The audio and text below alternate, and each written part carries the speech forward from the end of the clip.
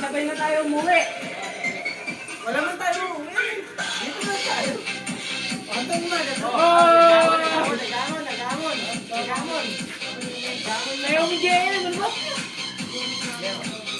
Teka lang pala.